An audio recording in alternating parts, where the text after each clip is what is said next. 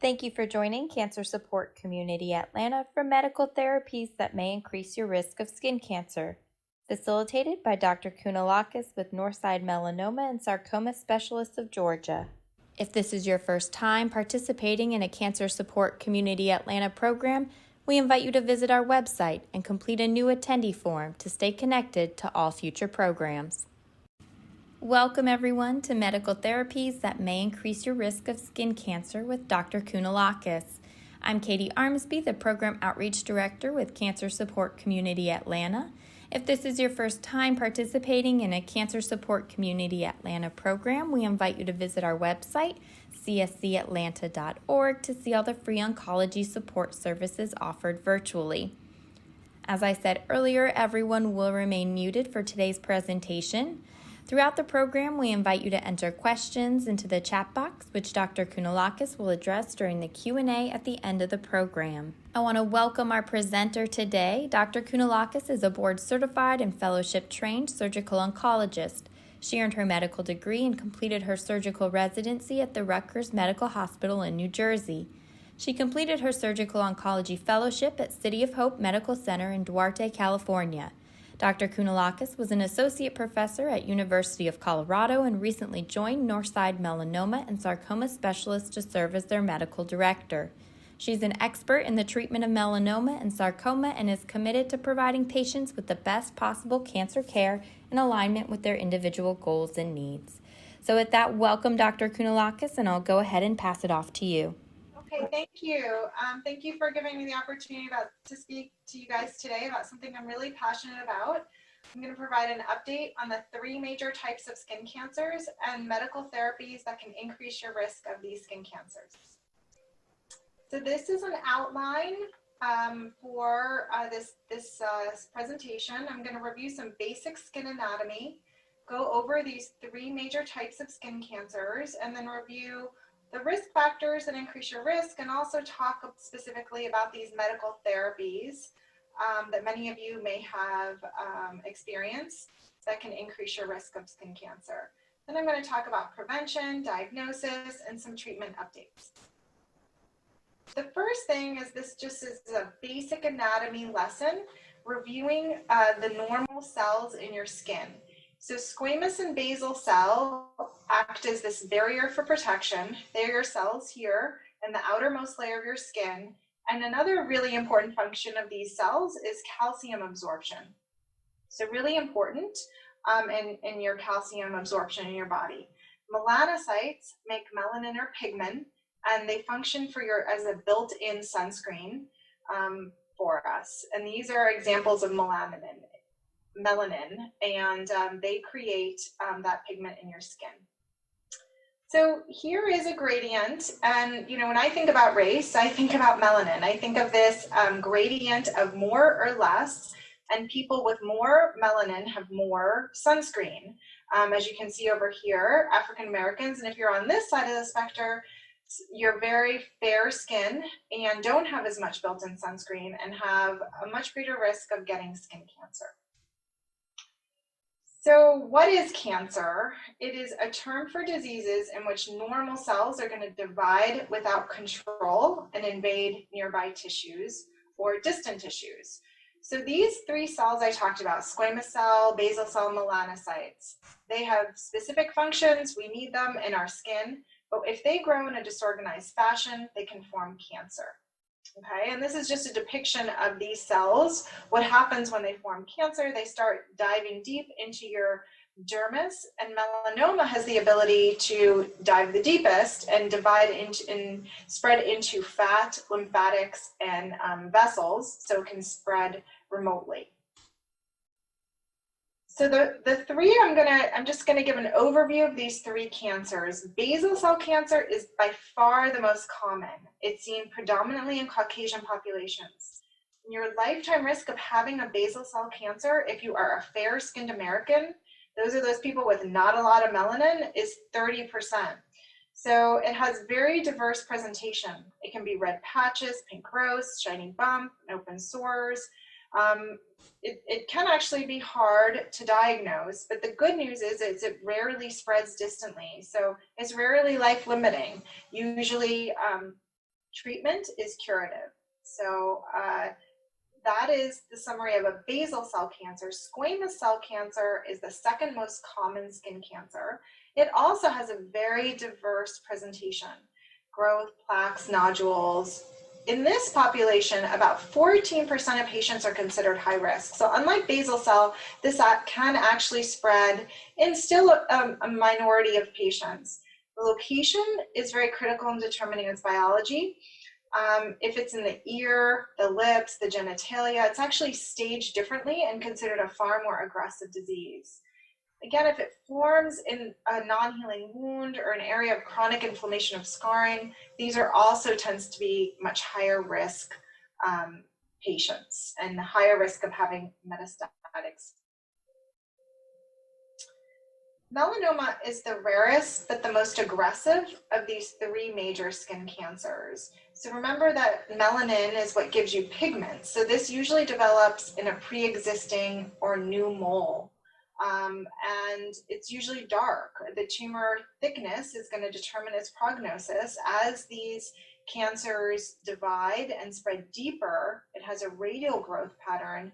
It can increase risk of nodal and distant metastasis. But the good news is that it has excellent cure rates when diagnosed early. And even for these more advanced diseases, we have newer therapies right now that allow patients to live much, much longer. So this is just an overview of general statistics for these three major skin cancers. A caveat and disclaimer here is that basal cell and squamous cell cancers are not included in the American Cancer Registry. So there's a lot of missing data, unfortunately, for these cancers. But these are some general overviews based on what we do know and what has been reported. The median age for squamous cell is much older than for melanoma and basal cell. It's 70, whereas the other two are early to mid 60s. In 2018, where we have the most complete data, basal cell, there were over 2 million cases for it, squamous cell, 1.5, and melanoma, 100,000 invasive melanoma diagnoses. Deaths in 2018 for basal cell, very rare, not well reported. For squamous cell, it's 1% of the diagnosis, so 15,000. Whereas in melanoma, 7,300. So, and this is just a play on statistics. So even though squamous cell cancer has these great outcomes and only 1% of patients are going to develop metastatic disease and die, you can see here that more people every year are dying of squamous cell than of melanoma because of the sheer volume. And then when you look at the trends, basal cell and squamous cell have been steadily rising every year, every decade. But squamous cell has been rising over 200% per decade in the past 40 years. And the reason why it's reported this way, again, is because we don't have good reporting structures for these two cancers. But the good news is that the percent deaths per decade has been very stable. In melanoma, we've had these slight annual increases in the past several years, about 1% or less than 1% annual increase, but the death rate is going down. And we attribute that to these new therapies, which are helping our patients live longer. So now I'm going to talk about risk factors that give you these cancers and predispose you to them. UV light exposure is a big one. Then medical therapies we're going to dive into, and also this risk of chronic inflammation creating skin cancer. Something I'm not going to go into because it's pretty rare are these congenital diseases like being albino or having defects in the proteins in your skin. Those patients constitute a rare percentage of patients, but unfortunately they do have a high risk of forming skin cancers also. So UV exposure is the greatest risk, and I'm sure most people are familiar with that. These UV rays from the sun, UVA and UVB, absorbed by the skin and cause significant DNA damage and cause these normal cells, these squamous cells, basal cells, and melanocytes that are normally important to us, they cause their DNA to be damaged and form cancer. And these are the two types, UVA and UVB. UVA is a deep penetrating ray, and it's actually only been very recently understood. Recently, in the turn of the century, probably 2000s, we started understanding it. UVA is also very toxic to forming skin cancer.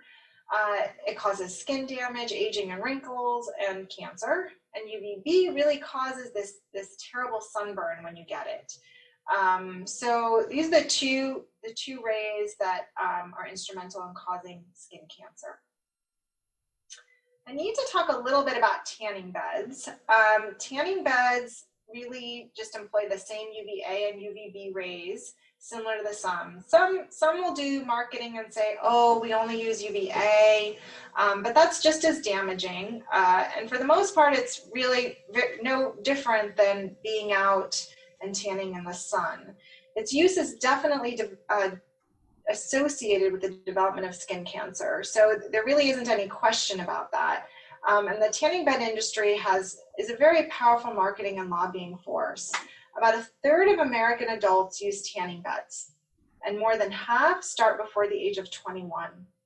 So that's a real problem when you look at who's at greatest risk, because the 70% of people who are going to be using these tanning salons are going to be women that are white, and these are a high-risk group.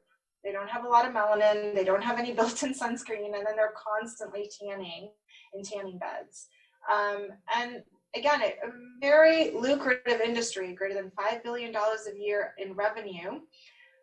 So they're a big lobbying force. I can tell you that in the state of Georgia, you're not allowed to tan if you're less than 14 in these tanning beds. If you're between the ages of 14 and 18, you need parental permission.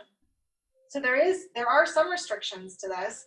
To me, I don't think enough, but I think things are moving in the right direction through education to understanding how damaging tanning beds can be to your skin. So now I'm going to talk about medical therapies that can lead to skin cancer. And the big one I'm going to talk about is immunosuppression. So immunosuppression, you can be born immunosuppressed if you have a specific congenital abnormality. You can be born predisposed to getting a lot of infections and forming cancers. But the majority, I would say greater than 90% of the time, immunosuppression is induced by things that doctors do, by giving you medication. And the biggest reason for giving medication that causes immunosuppression is a transplant. We're going to get into that a little more. Another cause is autoimmune diseases, so patients with rheumatoid arthritis, and we're going to talk a little bit about them. Then there's therapeutic radiation, and there's targeted therapy that is new, probably in the past 10 to 20 years, and this is a very good way to treat cancer, but unfortunately some of these agents can cause skin cancer also.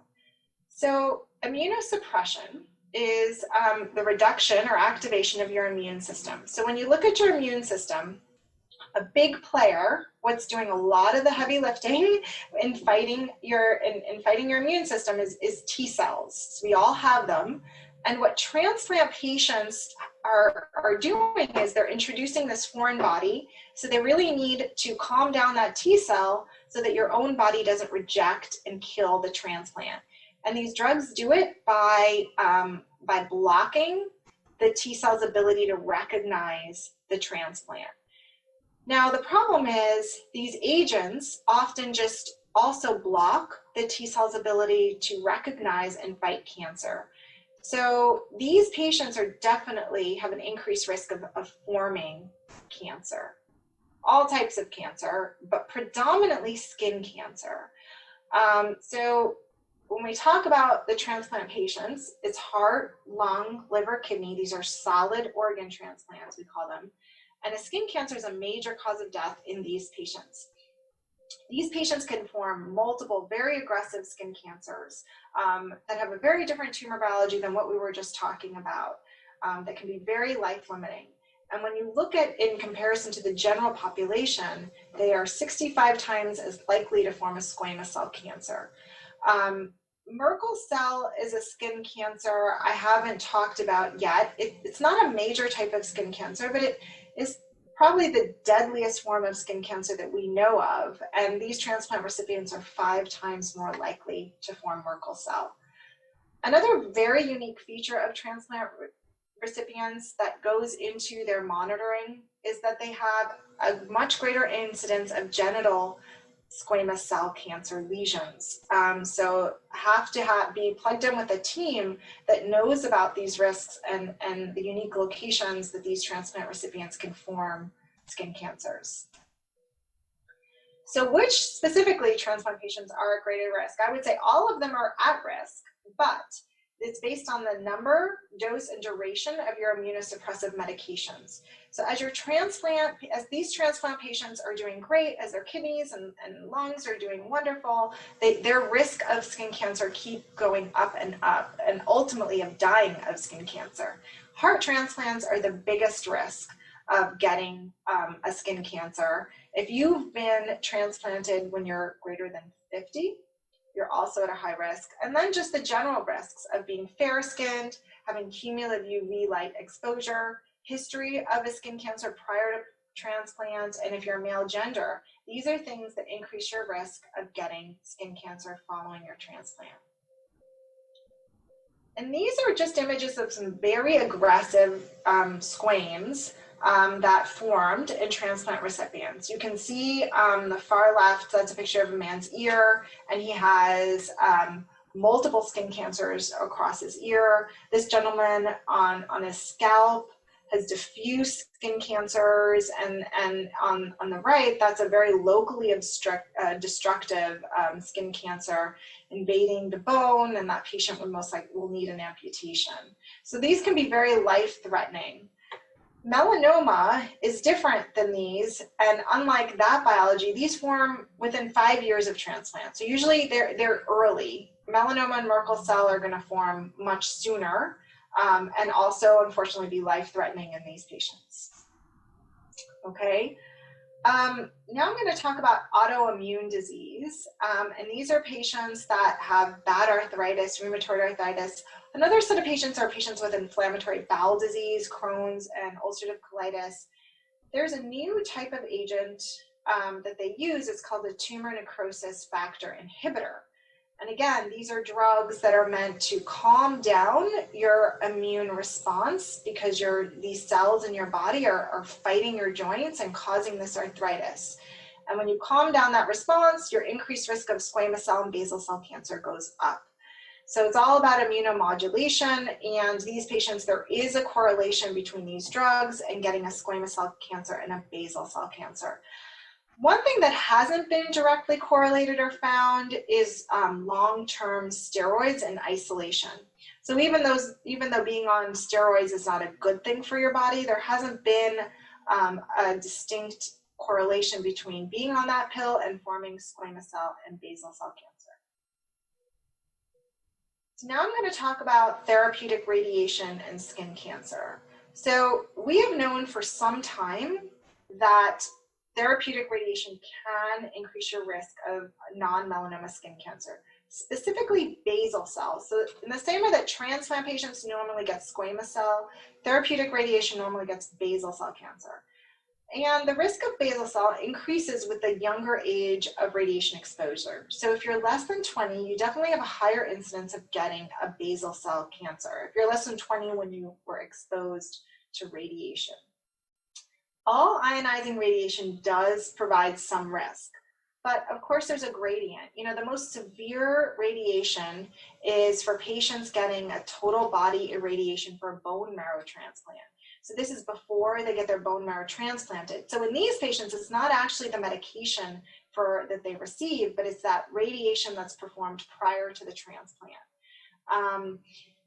So that is the highest risk of getting a basal cell in that population. Whereas if you just receive external beam radiation for breast cancer, your risk is significantly less, but you still need to be monitored for these skin cancers.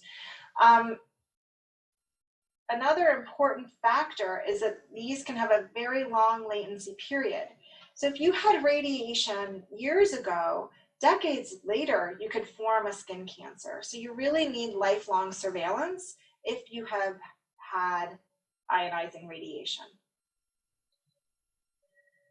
Now I'm going to talk about targeted therapy. So targeted therapy is a new class of drugs, which as oncologists, we're very excited about because it's been found to really attack very specific types of cancer cells and provide much less harm to your normal cells. And it does this through several mechanisms that block enzymes and proteins involved in the growth and the spread of cancer cells. So a very interesting side effect of this, and that wasn't realized until they'd been studied for years, is that some of these targeted therapies can also cause skin cancer, and they're associated with an increased risk of basal cell and squamous cell. So sorafenib, sunitinib are used to treat kidney cancer, liver cancer, and thyroid cancer, and they're definitely associated with an increase in non-melanoma skin cancers. Vemurafenib was a really exciting agent used to treat melanoma and has a very high incidence of squamous cell cancer. So you're going in to get the treatment of one skin cancer and then you're getting another skin cancer, which of course isn't nearly as aggressive, but is still a hardship for those patients. We have since learned that if you, at least for the treatment of melanoma, use these dual agents, that risk significantly goes down. So right now it's not as much of a threat, but it is an interesting point that this targeted therapy can have that side effect. Another thing to understand is that if you have a chronic wound or if you are a burn victim, you can also have an increased risk of squamous cell cancer. So if you're going into the wound clinic constantly because you have a draining wound and then that wound starts to look different, you definitely should understand and be educated that that can be developing into a skin cancer. And these are also skin cancers that have a very high risk of metastasis, about 30%. So I've kind of reviewed the medical therapies and medical conditions that can really increase your risk of getting non-melanoma skin cancers. So now I'm going to talk a little bit about prevention. So big thing here about skin care, and basically is the biggest thing that we have to fight getting a skin cancer.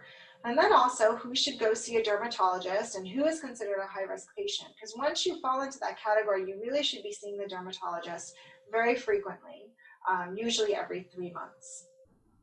So for prevention, these are things I'm sure everybody's heard of. Use sunscreen, cover up, wear a hat, and limit exposure, and don't tan are the basic tenets to protecting your skin.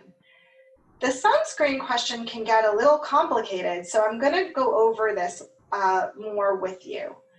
So Americans spend about more than $2 billion on sunscreen products in 2018. So this is another really big industry which incorporates sunscreen in a diverse amount of products. Often has very misleading labeling and advertising. So let's just review the common terms that you should be familiar with when buying sunscreen. SPF is a relative value of sun protection. So it measures how much protection your sunscreen provides, but only against UVB rays. An example of this is if you have an SPF of 20, it takes your skin 20 times longer to burn with it versus without it. So it's just a relative factor. You want to see the words broad spectrum because that means that your sunscreen is also protecting against UVA and UVB rays, okay? And I'll tell you that a lot of times in makeup that is saying that they have sunscreen in the makeup, a lot of times they're omitting that UVA protection. So you have to make sure that if you think that you're using this primarily as your sunscreen, that it's going to help you with both of those. So FDA updated their regulations in 2019, and it's important that you look at these labels when you're purchasing your sunscreen product. Greater than 15 SPF has to be broad spectrum sun protection. It needs to have zinc oxide and titanium oxide.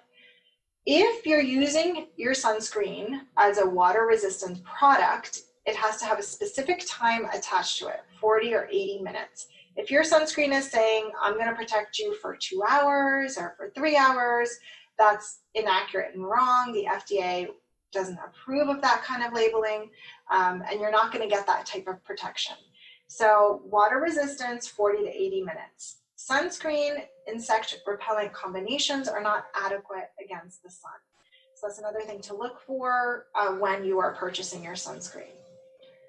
And this is where, this has been around since 2012. The FDA said, not only do you have to have these things on the bottle, you have to have them in specific places. So this is where to look for these things. You should see first the broad spectrum, then the SPF, and then if it's water resistant, you should see a time. In the back, you want to look for that zinc and titanium oxide ingredient. Okay. So how to use it, apply it 20 to 30 minutes before going outdoors and reapply at least every 2 hours. And if you're swimming or sweating, use the water resistance times noted on the bottle to direct reapplication. And if your towel dry, you need to reapply it. Okay. So those are just some basic ways to understand how to use your sunscreen. And again, these are just those bullet points: cover up, wear a hat, limit exposure, and don't tan. The biggest things we have in our armamentarium against developing a skin cancer. So now I'm going to switch to diagnosis and treatment and go over some treatment updates. So we need tissue biopsy for any lesion that is concerning of a skin cancer. Usually that's done as a punch up here, but it can also be done as a shave. And a lot of times a dermatologist or your primary care doctor are going to be the ones doing this. So you should bring any concerning lesions to their attention and understand that in order to confirm that it's skin cancer, you definitely need a biopsy. If you're very concerned about lesions or you're a high-risk patient, you need active surveillance with a dermatologist to assist in detecting new or changing lesions. And treatment is usually just a wide excision.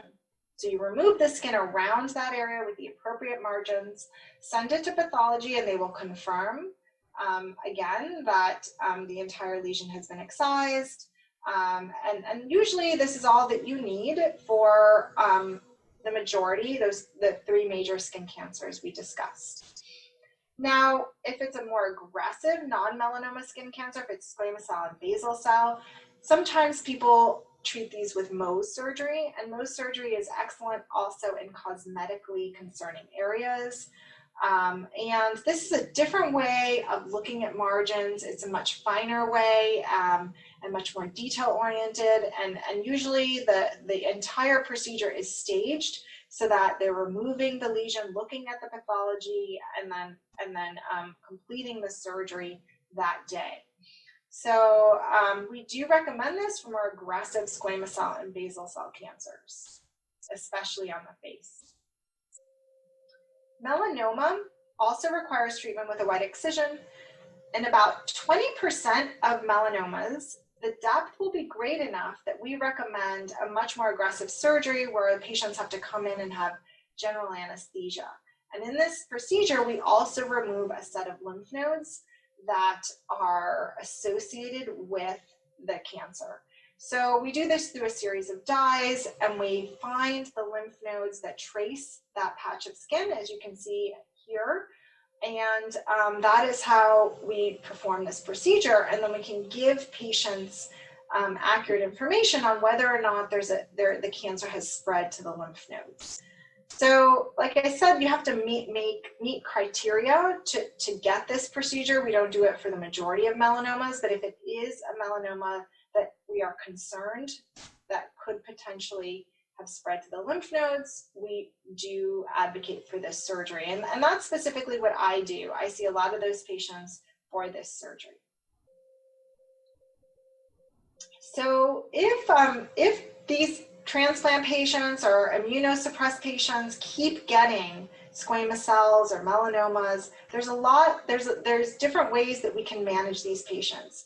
First, you can do a lot of topical chemotherapy for any precancerous lesions, so that's in situ lesions. Then there's even pills that you can take that decrease your risk potentially of forming these non-melanoma skin cancers. And then comes the modification of your immunosuppressive or targeted drugs. In melanoma, we would instead do this dual therapy targeted drug. But what happens if you have a transplant? Now, a transplant, you have this constant balance of competing forces where you want the kidney to live, but not the cancer to form. So as drugs become less immunosuppressive, they can fight the cancer better. Whereas if you are focusing on keeping the kidney and keeping somebody off of dialysis, unfortunately, you're at a higher risk of a cancer recurrence or distant spread.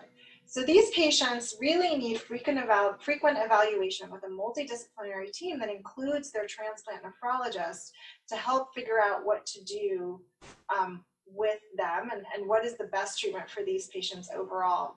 This question isn't as hard if it's a kidney. It becomes really hard if it's a liver or a heart, because a lot of times the patients don't have any options of dialysis in those situations, and unfortunately, they need to keep the transplant, and thus it can form the cancer, or the cancer can spread if they continue to be immunocompromised. So this immune system manipulation is something that has become really at the forefront of treating cancer. So we talked about how you can suppress it and keep your transplant alive, because that's a foreign body and you need it. Or you can ramp it up. You can stimulate your immune therapy and fight cancer and fight infection. And in cancer therapy now, immunotherapy is what we call it, or immunostimulation, has been a really exciting way that we treat cancer. And we have been developing this, and I would say the past 5 years is the years that they've had FDA approval, at least in melanoma, and we've been able to offer it to our patients and see those declining death rates. So here are your T cells again. These are the fighter cells, and these immunotherapies plug onto these T cells and help them fight your cancer cells. So it charges the T cells and helps them kill cancer. Okay, so systemic therapy in melanoma, a lot of it's immunotherapy. We also use targeted therapy. That's that dual agent. You'll see here there's no chemotherapy for skin cancer. Some people still use it in squamous cell cancer, but immunotherapy has been found to be much more effective.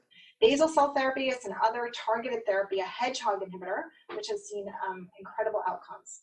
Unfortunately, these transplant recipients cannot receive immunotherapy because of that constant balance. If it is, for instance, a heart or a lung transplant, you can't really risk losing that organ. So immunotherapy is not indicated in these patients.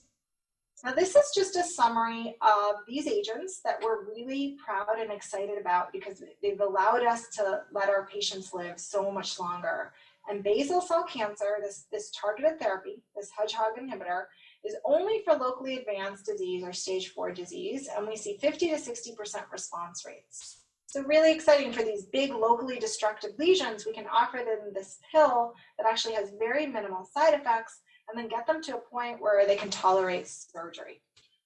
Squamous cell cancer is immunotherapy is the agent of choice right now.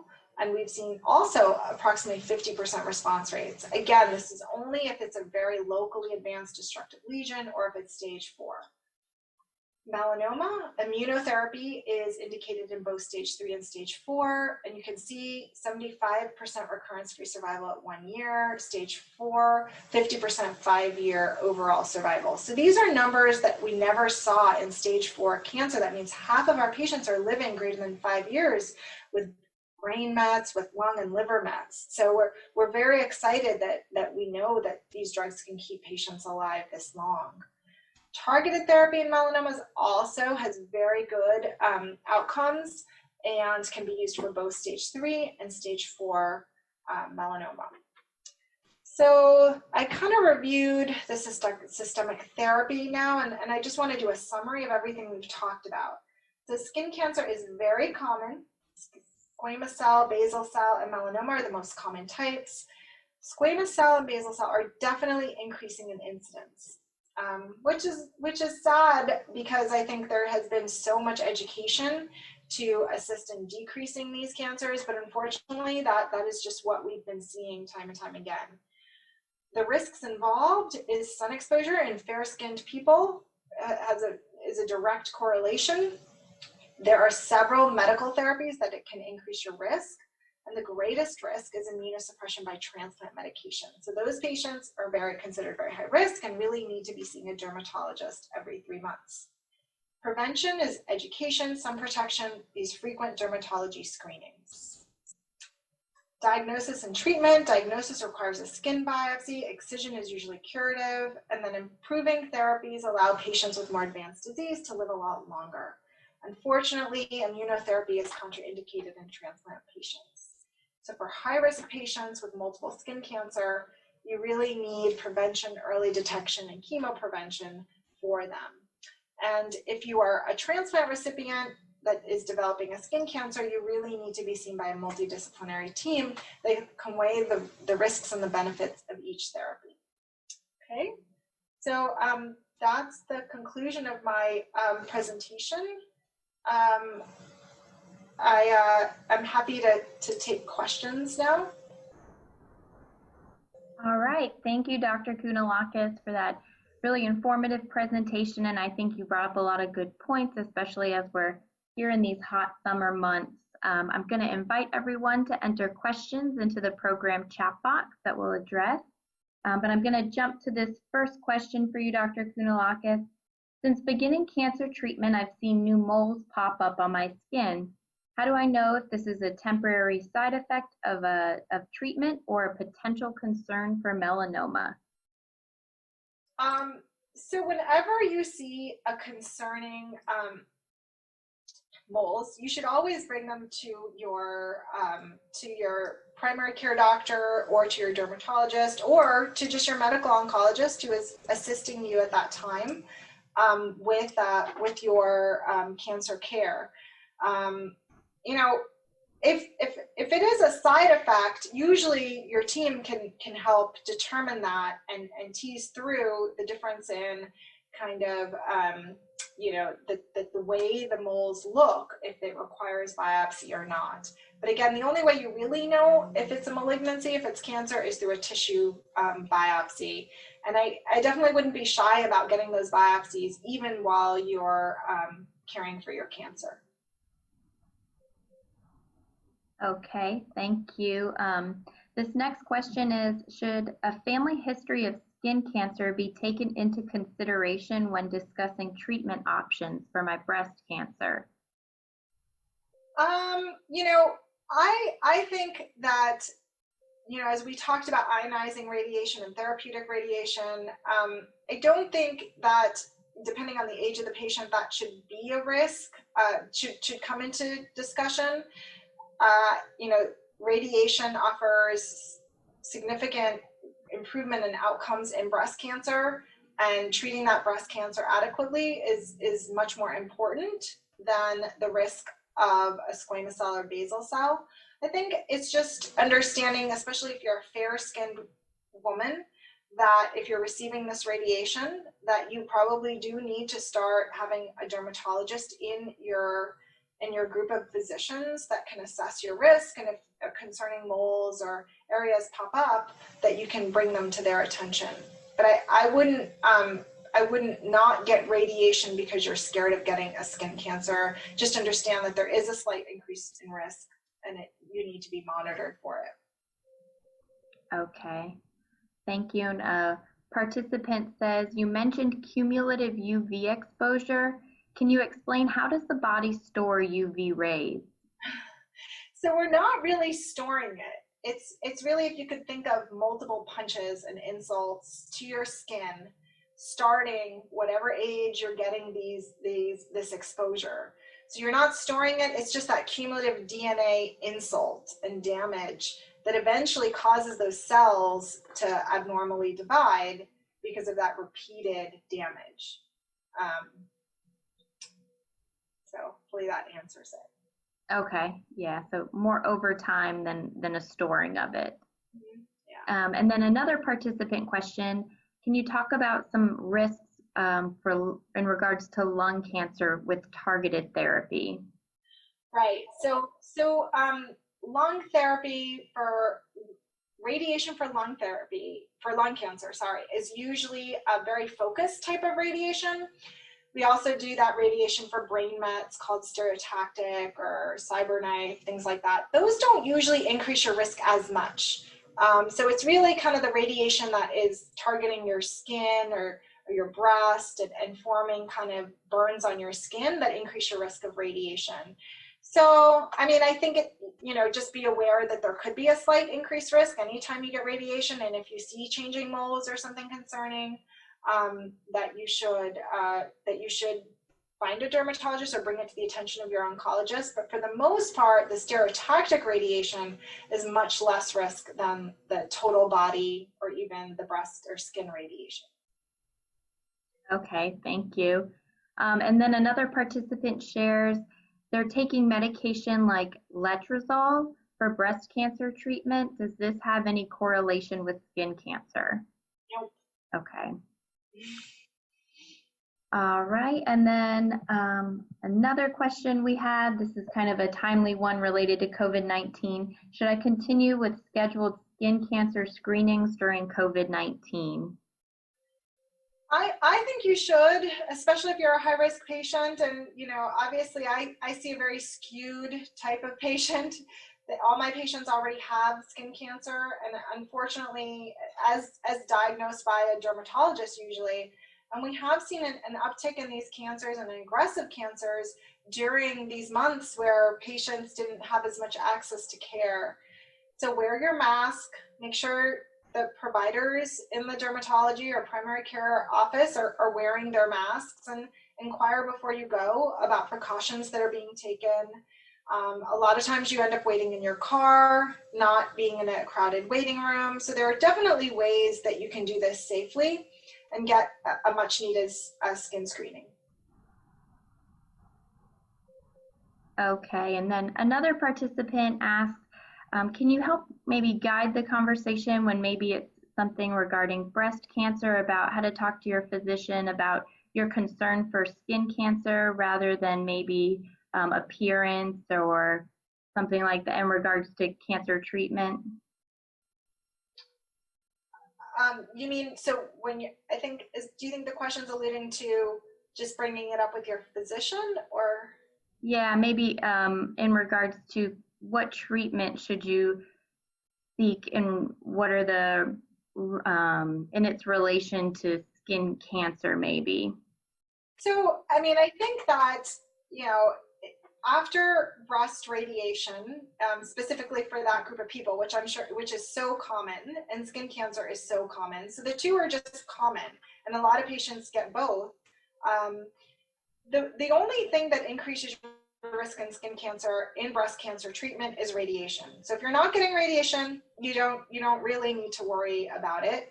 And that correlation, like I was saying, is not as great, and it's not as well published as total body irradiation. So you are still at a higher risk, especially if you're fair skinned. And I think that in and of itself might be enough to kind of prompt your doctor to say, can I see a dermatologist? The dermatologist is the person that's going to understand that risk better, probably, than your long-term oncology provider. So if you are interested in getting those screens, you really should be seeing a dermatologist and not be going to your oncologist to help you for those mole checks and for changes in your skin. And having received radiation, does that increase the frequency which you should go see a dermatologist? Not usually. So when you see a dermatologist, and unfortunately there aren't great guidelines for this, the most that they're ever going to see you is every 3 months. So there's no indication to ever see a dermatologist more frequently than that. When they're getting to know you, and if they biopsy lesions that they're concerned about, they might ask you to come every 6 months to a year. So your screening could be anywhere from 3 months to an annual check. But that's usually what's involved when you are getting a skin screening, that amount of frequency. Okay. All right. And I think there was, does your response in regards to the risk for lung cancer, Does it change if it's not related to radiation, but only targeted therapy?